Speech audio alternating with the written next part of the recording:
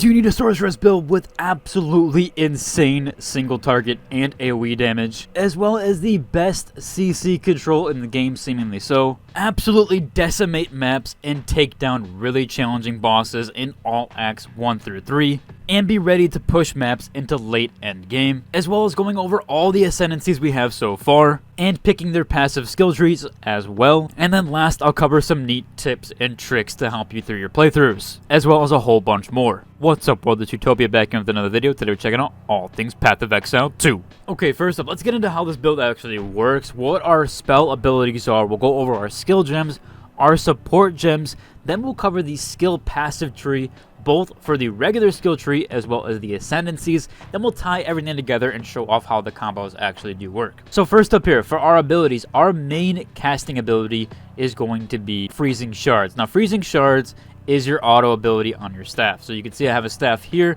This is a really good staff. I just got this fairly recently. A lot of this footage is not tied to this. I know +3 level on all spells is pretty insane. However, majority of the build guide is using my other staff, which was a little bit older, was like a level 8. But this is your main cast essentially. This does a lot of freeze build up, and you'll see it's going to tie in quite well to our support gems. And now that I got a different build with it, we're going to have a ton to work with here for our late game. Next up here, our secondary cast is going to be these frozen orbs. Now these are something to help clear maps. We're going to be doing some AoE damage with them. There's also some really neat combo abilities that you can do with this. So if you see if I cast these, I can actually cast Frost Novas on them from a range. I can also do a secondary ability here and even Cold Snap. So that's another ability here that we're going to be using, Cold Snap. So you'll see down here we do have our Cold Snap, and that right now will let us basically explode those. But you can also use Cold Snap on frozen enemies, which is more than likely what you're going to be using it for. However, you can get some damage here off. It's not bad. If you want to taper these off a little bit and make them a little bit shorter range, you can. So it's really cool ability that you can use. Has some dynamic there that you can play into, and does actually do a decent amount of damage. Next up here, we're also going to be using Frost Nova. Again, this is to help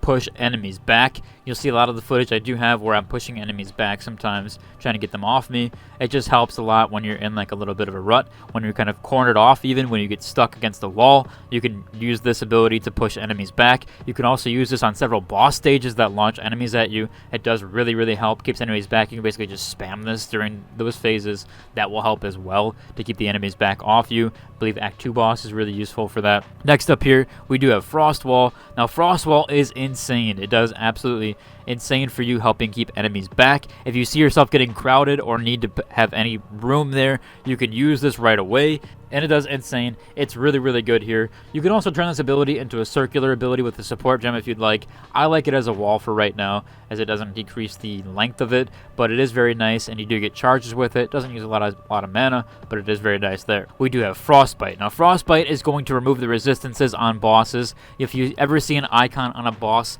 that has either a gold, which is absolutely terrible for you, or a silver mark with a frozen sign, because us we're using a lot of frost damage, they are going to basically resist your frost damage like crazy. So on bosses, you really want to just use this in general on bosses, because you'll have them take more damage. You'll lower the resistances, but you really want to use it on enemies, especially yellow mobs and bosses that have the gold or silver mark. If they have those, they will resist you like crazy and your freeze build up, so you can remove that by simply applying a Frostbite. You do have to use this very sparingly. It does use a ton of mana, but it is very nice there. We have one more ability, technically two more, where we're going to be using Frost Bomb. You can see here it is very quick when it explodes. This does a ton of boss damage and just AoE damage in general. And then I do have Flame Wall on here, but I'm not using it like that. Jumping over to our actual skill abilities here and just kind of our support gems that tie into this, you'll see a lot of stuff on our passive tree will really help with this stuff here. So for example, our Freezing Shards. These are our two main ones, and I got a lot of complaints about the single target damage, or at least the single target damage kind of falling off a little bit once you got into Act 2 and Act 3. I have fixed that completely. The single target damage is insane now. It's absolutely going to get better than this. There is so much room to work with. It's not going to fall off because we have a ton on the passive tree that I still need to get. And you can also work around with that. If you wanted to get some on the passive tree earlier than later, you could do that as well. However, more than likely, you'll just take what I'm taking for right now, as it is very good and you have plenty of time to get your damage up. So first up here we have the main bread and butter with the freezing shard here. It is the Mana Flare. Now this will trigger a Mana Flare on a critical hit. You'll see on bosses, on mobs, when you get a critical hit, this will do fire damage. So now we're adding in an additional ability here, or an additional element that we're going to tie into our passive tree. We're also really heavily in critical hit right now. My critical hit chance is very high. These can also crit hit. They do a lot of damage. This is going to improve your single target DPS by a ton, especially on bosses. This does a lot of damage, and again, there's going to be a lot of things on our tree that tie into this. And then next up here for the Arcane Tempo on Freezing Shards, it just allows me to cast a little bit faster. I do like that ability. I think cast speed is really useful on Freezing Shard. Next up here is Elemental Storm. This will tie into our passive tree a little bit. I'll go over there very quickly, as I did end up taking Stormweaver, but I did apply into Elemental Storm. That's an ability from that passive tree. I'll go over that more in a bit here, but I do want to just showcase that this is an ability here. I also have something called Font of Mana on it right now. It does look like Font of Mana is not working. In fact, you'll see it does let you slot it in there. I can show you one on Frostwall really quickly. You'll see my character light up blue. This is going to give us some mana regeneration, as this build is going to use a lot of mana this time around, so we're going to need to kind of spec into that eventually. But you'll see it does it there. It doesn't do it with Elemental Storm, unfortunately, even though it lets you slot. So I assume that it's a bug with this ability, or it's a bug with this specific one, because it's an auto cast. Hopefully they do fix it, or they update us on if it's allowed to be there. We'll have to figure that out. But for right now, once this does work, this will give you a lot of mana, and you're going to be constantly getting the Elemental Storms proc. Again, I'll showcase that in a bit. Next up here with Ice Nova, I do take this Frost Nexus. Will allow you to have chilled ground essentially for 4 seconds when they freeze an enemy. So if you do freeze an enemy, it kind of will apply something. Just kind of something I slotted for now, since we don't have our 3 level slots like we do with Elemental Storm. Now this ability does have a long cast time, or at least a long time. You'll see it gets sped up now that I have this skill support gem that will increase our Frost Bomb. Frost Bomb is very useful, does a lot of DPS, or a lot of damage overall, and so you will need this there to kind of speed that up a bit so that bosses don't move out of it too quickly. It really does help. We also do have 40% more area effect. I like it because it provides a little bit more range there. You don't necessarily have to take this one. You could probably socket something else in there. I like it as bosses will kind of move around a little bit, but they'll still be inside of it. I do like that one overall. Of course, for our Frostbolt, which is our bread and butter ability, we do have here, we have the more freeze buildup, as this is going to be our main ability to be casting. So we do want to be generating more freeze buildup with it overall, and it really does help out a ton with us when we're casting that through our maps. That's going to help out a ton for building up freezes on enemies. You could also switch this out for when you do bosses. You could put this in Freezing Shard, but more than likely, you'd take out cast ability. I would leave Mana Flare in there. We also do have Scatter Shot. That's how we're able to cast 3 of those. As you see, we can even cold snap them together, and you can even let them spread a little bit more, so you can tacticalize that a little bit. Now with Cold Step, we are taking Controlled Destruction. This will give us a 30% damage increase with hits and ailments. You'll see when I take this off, it actually does show more damage per use. However, I think that might be wrong, as we're getting a total of 2,500 damage as compared to 1,900, and the lower end range here, you can see a 1,600 instead of 1,200. I'm not exactly sure. This might have to have some toying around with a little bit more, but I do believe it is better, so I'm going to leave it on for now. Next up, we do have Unleash. This one's a really good one. You could also use this with Frost Nova. I've heard Unleash is pretty decent with Frost Nova, but you could swap that onto Ice Nova. But right now I have it on Cold Snap. If it does reoccur at all, it can deal some more damage. Again, not sure how this does work with Cold Snap. It lets you put it on there, so I'm using it for right now. More than likely, might have to put it on Ice Nova. There's some stuff in here that just kind of goes together, or we just don't know for sure. Next up, we have Hypothermia, and for the 2 there we have Heightened Curse. Heightened Curse gives a 25% increase effect of curses, and we do, yes, this is a curse ability. As you see here, curse applies.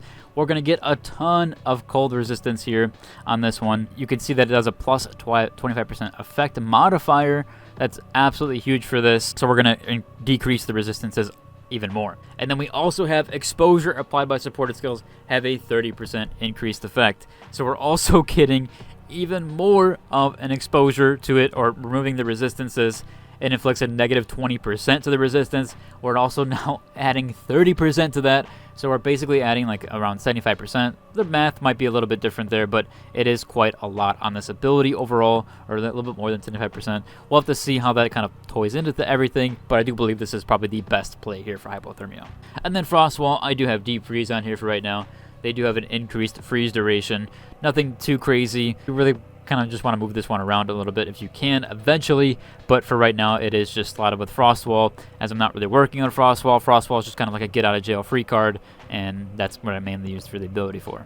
I do have some extra support gems here for our level 2s. I'm still figuring those out. There is a ton. If you guys didn't know, a really quick tip here is that you can uncheck this, and this will show you all the abilities you can actually use, so you don't have to do the recommended ones. You can also go here and look at all your support gems, and then you can click through. Like if you want to just see the green ones, you can click on these, and that will let you see the blue ones. All that stuff there, really, really cool. That's how I found Mana Flare, as Mana Flare isn't recommended, I believe, for any of these abilities. You have your recommended on, and I believe Mana Flare isn't in any of them, so that's kind of where I found that one. If you can't find it in your abilities, you go here, all gems, click on the blue, and then uncheck recommended, or uncheck, I guess it is unchecked automatically when you click on that, but when you go here, then you can find it in the rank 2 slot.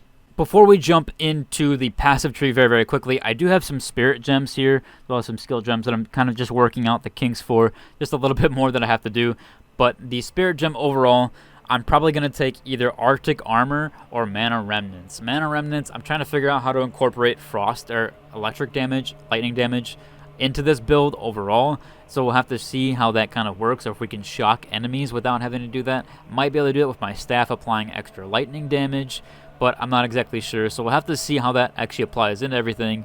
Again, I'm still working on that. I haven't got the 30 spirit that you need to get in Act 2, but more than likely either Arctic Armor or Mana Remnants. Okay, let's get into our passive skill tree here. We'll go over all the new changes, some of the things that I've kind of worked around a little bit to get more out of it.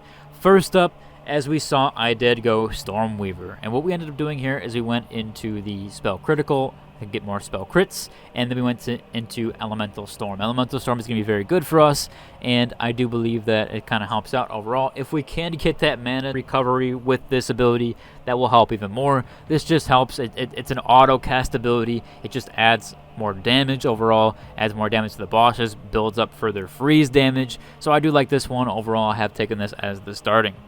Going up through here, we're taking some spell damage, and coming around here, taking cast speed and our increase to maximum shield. We also come up here and get the freeze buildup and elemental damage. We go around here and get some spell critical stuff. We've jumped over and went on this side and gotten more maximum shield here. That's going to help us out a ton. We can also come this way to get some more mana regeneration. You see this build uses a lot of mana regeneration, so more than likely I'm going to come down here and grab some of this. Not as of right now, as I do want to build up some more freeze, but I will come down eventually because mana is starting to become an issue with this build. It does because of the new ability, or the new thing that ties into Freezing Shard. However, jumping over here, taking some more critical hit chance, really speccing into crit hit chance, as that's going to be proccing our other abilities a lot. Both our Elemental Storm is going to be procced from this, as well as the Mana Flare. As you see, it triggers on critical hits, so we really want to be speccing into that, getting our critical hits. Go over here, got some elemental damage, 30% increased elemental damage if your enemies are chilled recently. Then we also got freeze buildup on this section here, some magnitude amplifiers, and chill duration. Very, very good. Now, this is where the new tree starts off. We've jumped up over into here, and we've gone into this section to get more freeze buildup. And look at this. Right here, we have gained 25% of cold damage as extra fire damage against frozen enemies. So that's also where we're applying into our Mana Flare, is giving us some extra damage there. We're also getting some extra cold and fire damage and some more freeze buildup.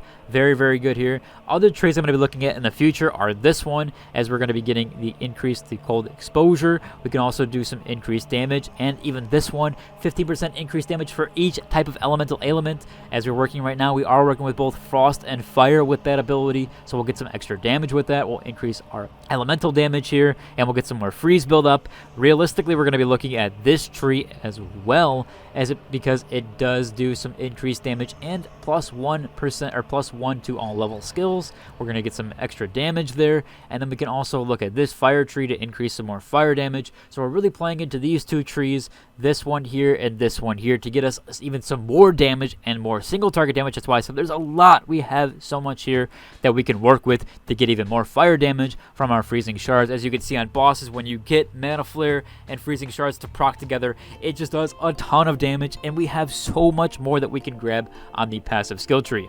Overall, it should about cover for today's video. If you liked, like, and subscribe, and into the next one. Deuces.